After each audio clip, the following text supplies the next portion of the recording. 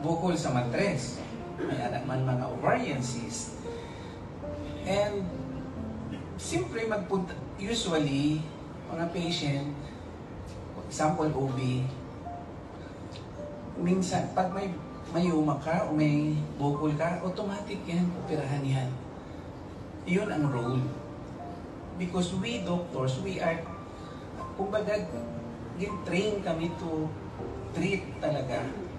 But because ang iba naman, wala sang kwarta di ba? Hindi basta-basta mga operasyon. So, damo ako patient na simply, hindi nyo kaya ang operasyon, try natin si Barley. And so good so far. Almost hindi man 100%, but 99% of my patient na may mga goiter, may mga ovarian cysts, may breast mass, may mga kung saan-saan ng bukol, 99%. Wow. They are all gone. Wow. Nadula talaga. So, before I have doubt na si Barley, ano talagang nangyari kay Barley?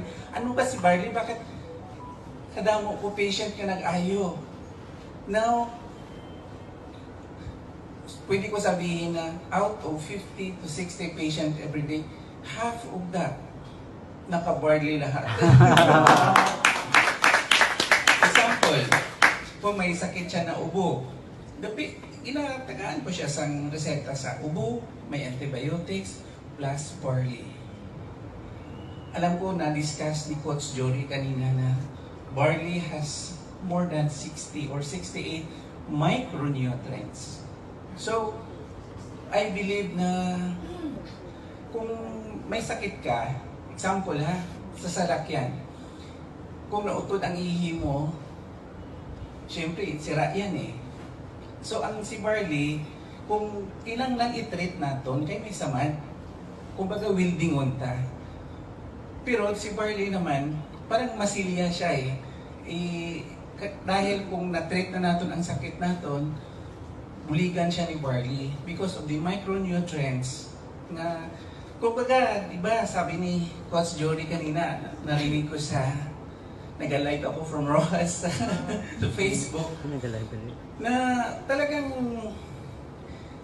lahat ng sakit ng tao galing sa damaged na cells. Ang cells kung sa utak, brain cells ang tawag. Sa dugo is red blood cells o white blood cells. Sa liver, ang tawag dyan, liver cells. So parang isa kakaing na kamatis. Magnilagyan mo ng isang bulok na kamatis, makakawa yan. So nagabuo siya ng isang sakit. But the micronutrients, it will, kumbaga, ang ginagawa niya, parang gine-repair niya yung mga damaged cells. Kung ang sakit natin ang galing sa cells, i-repair niya yung cells. So dahil kahit ako hindi ko ma-explain, but because of 1 month, 2 months, 6 months na, kadamo-damo ko na paayo ng patient na naka-Barley. So now, siguro malapit na 100% ko ng patient naka-Barley lahat. So basta lang hindi ka mo magduda because if you have problems regarding sa health, i-text nyo ako or you can ask your upline para ma-guide natin. Pero kung may sakit talaga ang patient like hypertension, dapat i-treat it siya. Tagaan ta siya bulong sa high blood. Additional na lang si Barley. Kaya kung normal na yung blood pressure na, kahit si Barley na lang ang mag-take care.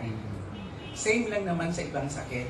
Kaya yung mga patient ko na may ubo o may bukol, example, yung patient ko may goiter, binigyan ko siya para sa goiter ng gamot. Pero, may Barley siya. Sabi niya, Dok, nung una, 2-3 years na ako nag-take sa goiter ko, hindi nagpupos ang bukol. Pero dahil sa Barley, dinagdagan ko lang siya ng Barley. Ngayon, wala na siya bukol. Wow. So, talagang amazing talaga si Barley. So, that's why nagtinguhagit ako nagkanto diri Subong kahit late ako. Kaya, I promise, kahit late ako, pero nakaabot man, no? Yes. Better late than never. Yes! So, dahil dyan, sige, ako na lang magbayad sa pagkain natin yan. Ano natin na daw, no? Para inahan natin siya. Para... So, what if next month, gawin na natin regular? Yes! Baka tumapag din ako, bahala sa pagkaon nyo. So, para everybody happy. So, thank you so much for sa mga mentor natin. Ha? Gusto ko i-share sa inyo na pirmigit, always gid na yes, mentor tayo. Yes! Kasi mga mentor natin, alam na nila. Kasi si I Am Worldwide, parang naka-blueprint na, ang tawag dyan, parang natistingan na, na-prove na natin na marami nang yumaman, marami nang magandang nangyari sa buhay nila. So ngayon, yung mga mentor natin, kumbaga, kahit ako doktora, hindi nyo isipin na doktor ako ngayon. Kasi nakita ko, pwede ka man mag-go down eh. I-empty mo yung isip mo. Kasi yung iban sabi nila, networker ako, magaling ako. No. Si Barney, pamatian nyo ha. Yung mga mentor natin, magaling talaga sila.